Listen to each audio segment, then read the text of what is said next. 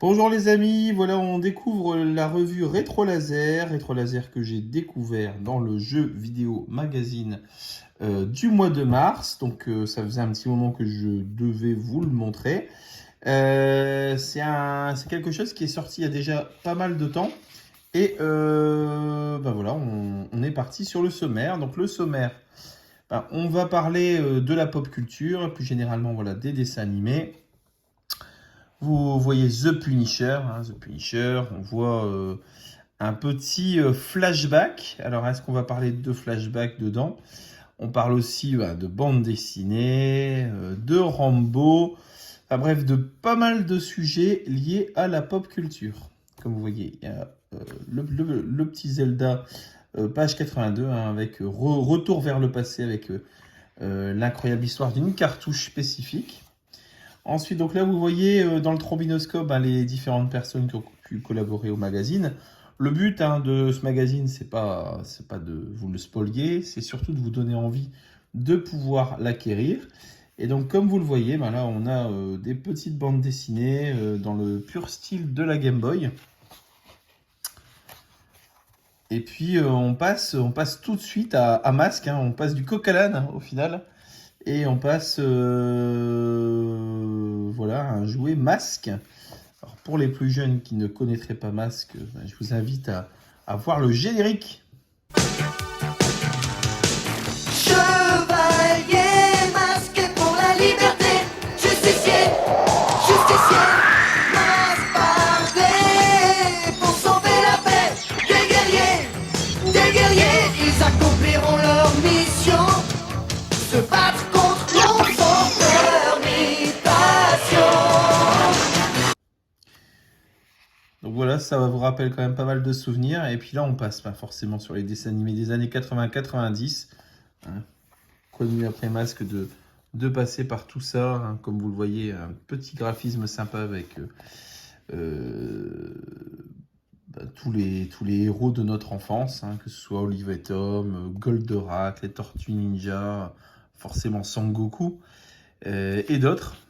Les Sailor Moon et compagnie. Voilà, donc on fait la connaissance de deux personnages liés à la pop culture, et puis voilà, il y a beaucoup de parlotte, comme vous voyez, dans ce magazine, donc il y a pas mal de choses à lire. Et puis ensuite, là on parle du plus vieux jeu vidéo du monde découvert. Même moi je vais apprendre des choses. Et puis, donc là, on passe tout de suite à autre chose, à un album de musique culte. Voilà. Des années 90, je dirais. Et puis, on passe au Punisher. Alors, le Punisher, forcément, un héros Marvel qui a eu pas mal d'adaptations vidéoludiques et pas que. Là, on parle voilà, du personnage, de ses apparitions, surtout en bande dessinée, en comics. Voilà. On revient sur des vieilles pubs océaniques. Et on passe à la bande dessinée. Comme quoi, dans ce magazine, on fait vraiment, je ne vais pas dire tout et n'importe quoi, mais on passe en revue vraiment tout ce qui peut intéresser notre génération des trentenaires et plus. Donc voilà, donc là on passe sur les Tintins. Alors j'ai jamais été un grand fan de Tintin, mais au moins ça permet, je pense, de pouvoir en savoir plus sur les différents albums cultes de la série Tintin. Ensuite, voilà, on est sur la pub Homo Micro. Alors si vous ne vous souvenez pas de la pub, je vous la mets tout de suite.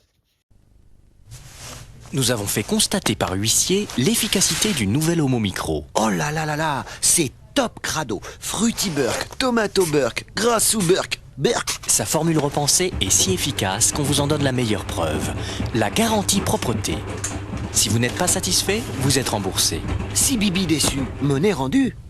Il ne reste aucune trace. Nos crapoteaux résidus. Homo a rempli et sa garantie propreté. Si Bibi déçu, monnaie rendue. Voilà, donc ça c'est des pubs qui sont toutes de toute une génération, on va dire. Alors là, ça c'est voilà, là c'est culte aussi. Voilà, on passe sur des séries, des films cultes, le Rambo avec une affiche que je n'ai jamais vue. Et effectivement, on parle de flashback. Sur les traces de flashback. Alors flashback qui est ressorti, hein, si vous voulez y jouer, pas besoin d'avoir une Mega Drive ou une Super Nintendo. Vous avez aussi la version qui tourne sur Switch. Voilà, on voit d'ailleurs hein, cette version. Jeu de Paul Cuisset. Ensuite, voilà, Bao, pour ceux qui connaissent. Et puis ensuite, on part sur les DC Comics, sur le retour de Rocky 4. Hein, Rocky 4 donc, qui fait le lien entre ce qui se passe aujourd'hui finalement et puis ce qui se passait dans les années 80, la guerre froide entre les États-Unis et puis la Russie. Voilà, donc on revient sur le mythe. Les adaptations vidéoludiques, notamment le jeu sur Master System. Et puis ensuite, on passe sur le Zelda. Voilà, avec une cartouche rarissime. Donc sans en dévoiler trop, voilà, le but ici, c'est de parler du prototype de A Link to the Past.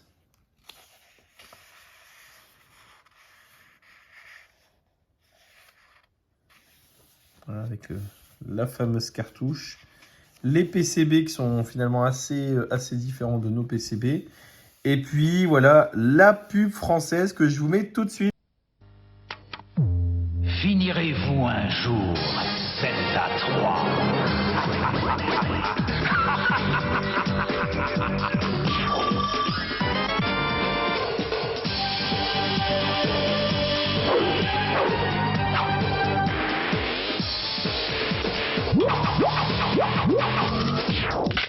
Zelda 3, on croit que c'est fini, mais ce n'est qu'un début.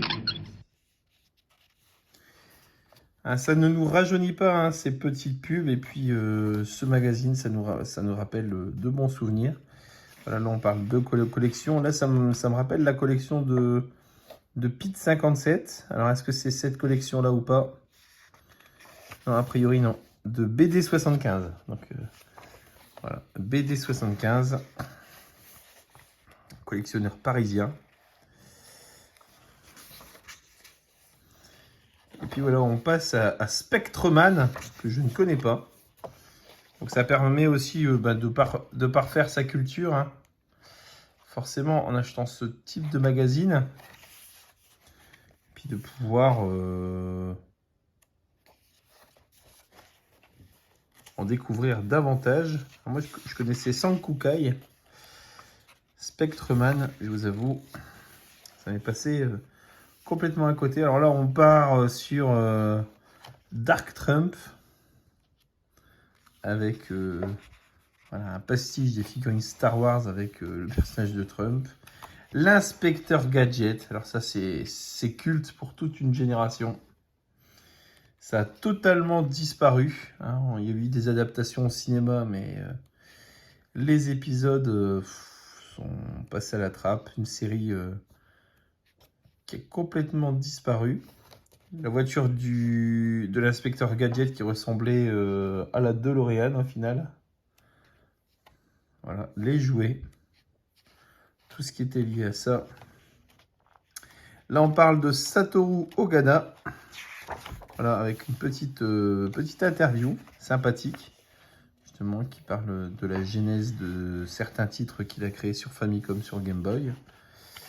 Voilà, de sa participation sur le projet Metroid. La Game Boy. Hein.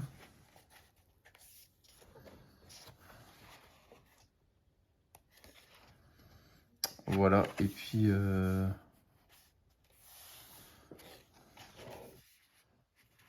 la petite rétrospective. Donc, ce qui est bien avec ce genre de revue, c'est qu'on parle de jeux vidéo, mais pas que de jeux vidéo.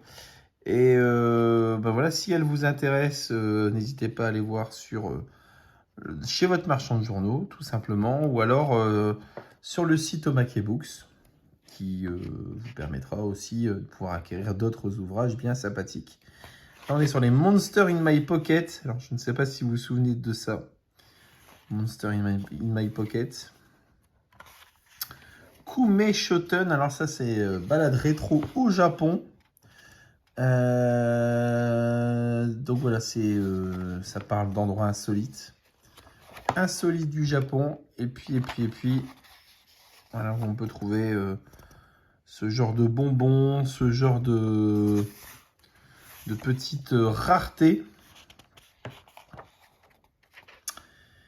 Et puis, le magazine est déjà fini. Donc, n'hésitez pas à l'acheter si cette petite vidéo vous a plu. Comme vous voyez, voilà, le prix est quand même assez conséquent. Hein, 12,90 €, c'est pas pour rien. On peut le dire. Le format, il est plutôt petit. Hein, c'est plus petit que du 21-29/7 classique de magazine. Mais en tout cas, voilà, ça tient dans une bibliothèque. Et puis, c'est un magazine très, très intéressant sur la pop culture du XXe siècle. En tout cas, n'hésitez pas à vous abonner si la vidéo vous a plu, à mettre un petit pouce en l'air, à partager évidemment sur tous vos réseaux sociaux. Et nous, on se dit à bientôt sur la chaîne du Serial Gamer. Salut!